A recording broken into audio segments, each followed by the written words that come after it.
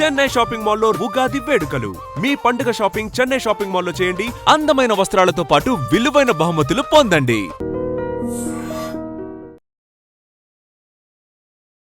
శ్రీమాత్రే నమః. శ్రీ గురుభ్యో నమః. పరాభవనామ సంవత్సరంలో ద్వాదశ రాశుల వారికి కూడా ఎలా ఉండబోతుంది, వారి యొక్క ఆదాయము, వ్యయము, రాజ్యపూజ్యము, అవమానము, వీటి గురించి సంక్షిప్తంగా తెలుసుకునే ప్రయత్నం చేద్దాం. తదుపరి వృశ్చిక రాశి. వృశ్చిక రాశి వారికి సంబంధించి ఆదాయం 11, వ్యయం 5, రాజపూజ్యం 2, అవమానం 6. ఈ సంవత్సరంలో చాలా రకాలైనటువంటి మార్పులు ఆర్థిక పరంగా సంభవించే అవకాశం ఉంది. ఊహించని లాభాలు, రహస్య ఆదాయాలు, కమిషన్ పరంగా డీల్స్ చేసేటువంటి అవకాశం కూడా ఫేస్ చేస్తారు. ఆకస్మికమైనటువంటి ఖర్చులు కూడా అలాగే ఉంటాయి. దాని పరంగా జాగ్రత్తగా ఉండాలి. లీగల్ ఖర్చులు పెరగచ్చు, వైద్యపరమైనటువంటి ఖర్చులు పెరగచ్చు. ప్లానింగ్ చేసుకొని అన్నీ కూడా మీరు ముందుకు వెళ్తూ ఉండండి. ఉద్యోగం అలాగే వ్యాపార సంబంధిత విషయానికి వస్తే కనుక ఉద్యోగంలో మార్పులు జరిగేటువంటి యోగ్యంగా ఉంటుంది. మార్పులు జరుగుతాయి, యోగ్యంగా కూడా ఉంటుంది. కొత్త రంగంలోకి ప్రవేశించే అవకాశం ఉంటుంది. అలాగే రీసెర్చ్, అలాగే సెక్యూరిటీ, టెక్నికల్ రంగంలో శుభంగా ఉంటుంది. వ్యాపారానికి సంబంధించిన విషయానికి వస్తే కనుక రహస్య ఒప్పందాలు, డీలింగ్స్, బిజినెస్ పరమైనటువంటివి, ఇన్వెస్టింగ్, సెక్యూరిటీ పరమైనటువంటి రంగాల్లో లాభం అధికంగా ఉంటుంది. విద్యార్థుల పరమైనటువంటి విషయానికి వస్తే కనుక పరిశోధనా రంగము, మెడికల్ రీసెర్చ్, సైకలాజికల్గా అలాగే ఫోరెన్సిక్ సంబంధిత విద్యల్లో వీరికి అద్భుతంగా రాణించే అవకాశం ఉంది. లోతుగా అధ్యయనం చేసేటువంటి వేటికైనా సరే వీరు విజయం సాధించేటువంటి అవకాశం ఉంది. గృహిణులకు సంబంధించిన విషయానికి వస్తే మానసిక ప్రశాంతత పెరుగుతుంది. అనవసరమైనటువంటి డిస్కషన్స్ మానేస్తారు. ఇంటి వాతావరణానికి సంబంధించి ప్రభావం వీరిపైన చాలా ఉంటుంది. కాబట్టి కుటుంబ వాతావరణాన్ని బాగా మెయింటైన్ చేయండి. నిత్యము ధ్యానం చేయండి. చేతి వృత్తులు, కుల వృత్తులు, చేతితో పని చేసేటువంటి వాళ్ళందరూ వస్తారు దీంట్లో. రహస్యంగా చేసేటువంటి పనులు, బంగారము, లోహంతో చేసేటువంటి పనులు చేసేటువంటి వాళ్ళు, అలాగే మెకానిక్ రంగంలో ఉండేటువంటి వాళ్ళు, టైలరింగ్ చేసేటువంటి వాళ్ళకి యోగ్యంగా ఉంటుంది.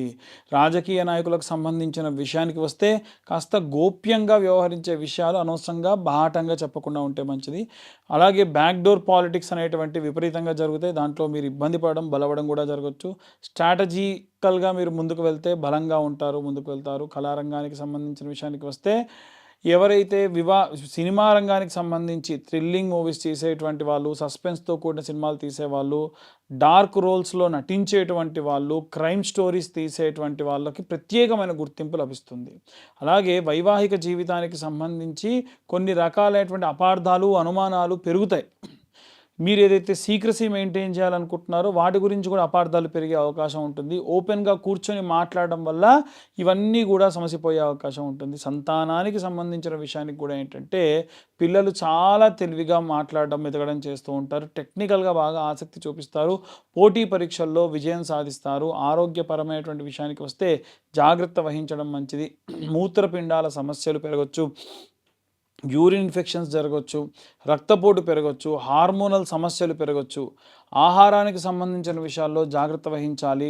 కారం తగ్గించడం మంచిది. ఎక్కువగా ఉప్పు తీసుకోకుండా ఉంటే మంచిది. నీరు ఎక్కువగా తాగాలి. అలా నీరు ఎక్కువగా తాగడం మంచిది. వృశ్చిక రాశి వారికి సంబంధించి గోచారానికి సంబంధించిన విషయానికి వస్తే గురు గోచార రీత్యా ఆరోగ్యాభివృద్ధి కలుగుతుంది.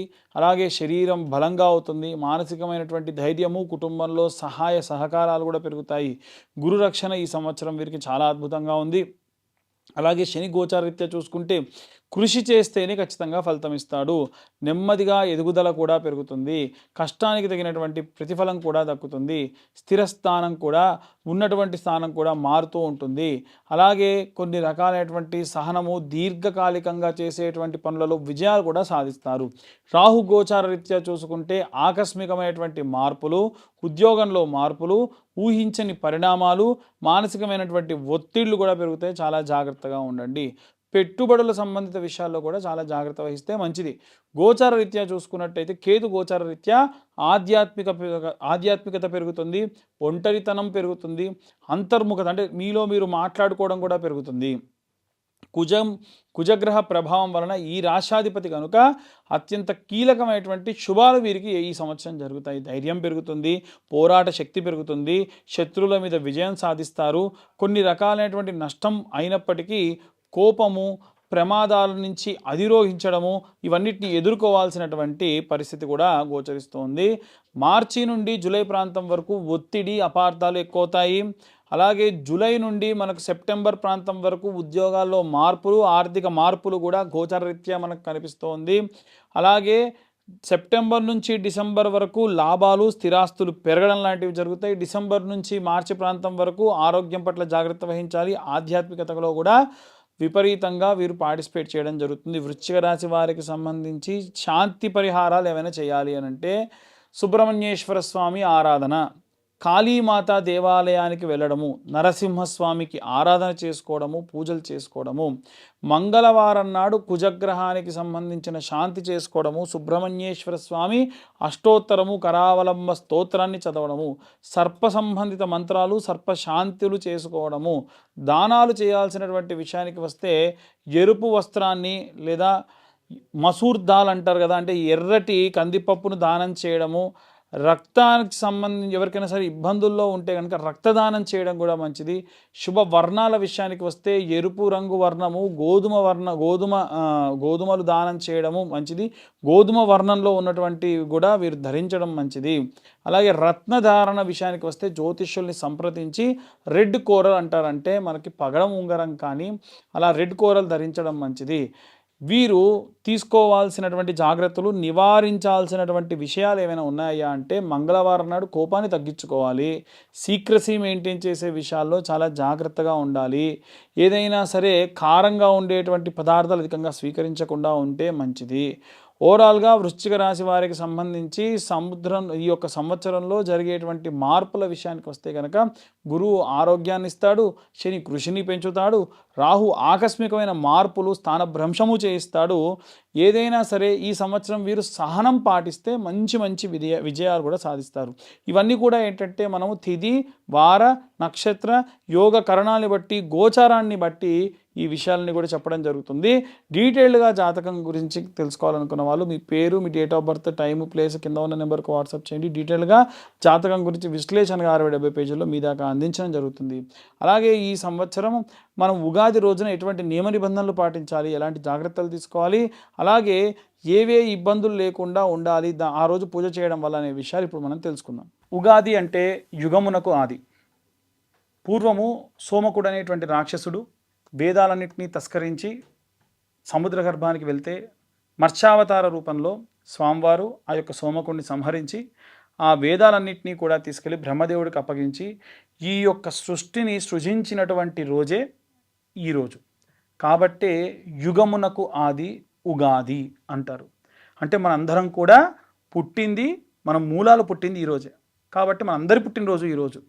ఈ రోజున మనము తలకు నూనె పెట్టుకోవడము, నలుగు పెట్టుకోవడము, అభ్యంగన స్నానం చేయడము, కొత్త వస్త్రాలు ధరించడము, ఆ వస్త్రాలకు కాస్తంత పసుపు పెట్టుకొని దేవతల దగ్గర షడ్రుచులతో కూడినటువంటి పచ్చడిని నైవేద్యంగా పెట్టి మన సంకల్పాన్ని చెప్పి మన రిజల్యూషన్ అంటారు కదా, అందరూ న్యూ ఇయర్ రిజల్యూషన్ ఏంటి, ఏం తీసుకుంటున్నారు, అసలు న్యూ ఇయర్ కానే కాదు. ఎందుకు అంటే అక్కడ ఏమీ మారదు. మనకు ఉగాది రోజునే అన్నీ మారుతాయి. ప్రకృతి మారుతుంది, ప్రకృతిలో వాసనలు మారుతాయి, ప్రకృతిలో పక్షుల యొక్క కిలకిల రావాలు మారుతాయి, వాతావరణంలో మార్పులు ఉంటాయి. కాబట్టి ఉగాది మన యొక్క అసలైనటువంటి న్యూ ఇయర్. కాబట్టి ఆ రోజున అందరూ కూడా నూతన సంవత్సర శుభాకాంక్షలు చెప్పుకోండి. ఇదంతా అయిన తర్వాతకి రాజదర్శనం చేయాలి. రాజు అంటే దేవుడే రాజు యొక్క రూపంలో ఉంటాడు అంటారు. ఇప్పుడు మనకు రాజులు దేవత రూపంలో లేరు కాబట్టి విశేషంగా శివకేశవుల యొక్క దర్శనం, అంటే దేవాలయానికి వెళ్ళి శివుడిని, విష్ణువుని దర్శించుకోవడం మంచిది. అలాగే ఈ యొక్క ఉగాది రోజున పంచాంగ శ్రవణాన్ని వినండి. ఇప్పుడు మనకు చెప్తున్నటువంటి పంచాంగ శ్రవణం అంతా కూడా మీరు మీ రాశికి సంబంధించి ఎలా ఉంది, ఈ సంవత్సరంలో ఏ టైం నుంచి ఏ టైం వరకు ఎలా ఉంది అనేటువంటి విషయాలు కూడా సంక్షిప్తంగా చెప్పేటువంటి ప్రయత్నం చేశాము. కాబట్టి ఎవరైనా జాతకాలు చెప్పించుకోవాలన్నా ఈ రోజున చెప్పించుకోవచ్చు. అలాగే వీలైనంత వరకు కూడా ఈ సంవత్సరంలో ఎవరికైనా వివాహం కాని వారికి, సంతానం కాని వారికి ప్రత్యేకమైనటువంటి హోమాలు నిర్వహించడం జరుగుతుంది. ఆసక్తి కలవారి కింద ఉన్న నెంబర్కి కాంటాక్ట్ చేయొచ్చు.